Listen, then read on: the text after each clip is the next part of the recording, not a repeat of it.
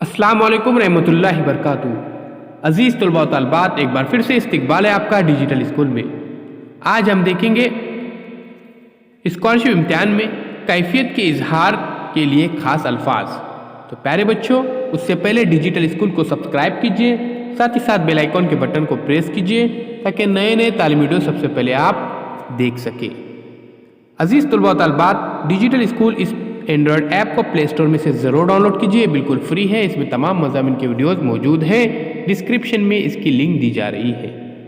तो देखते हैं, मोती की आब, चांदी की दमक, कुंदन की दमक, घुंघरू की छन छन, हीरे की डलक, धूप का तराका, फूल की महक, इत्र की लपट। प्यारे बच्चों, सवाल इस तरह से दिया जाएगा, अगर मोती की आब है तो घुंघरू की आगे होगा क्वेश्चन मार्क। ऑप्शन आपको दिए जाएंगे महक, छन छन, तराका, दमक, इस तरह से।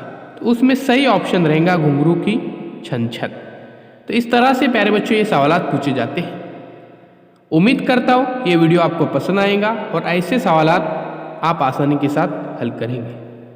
तो आइए प्यारे बच्चों, अब डिजिटल स्कूल को सब्सक्राइब करते हैं, साथ ही साथ बेल आइकॉन के बटन को प्रेस करते हैं ताकि नए नए तालीमी वीडियो सबसे पहले आप देख सकें।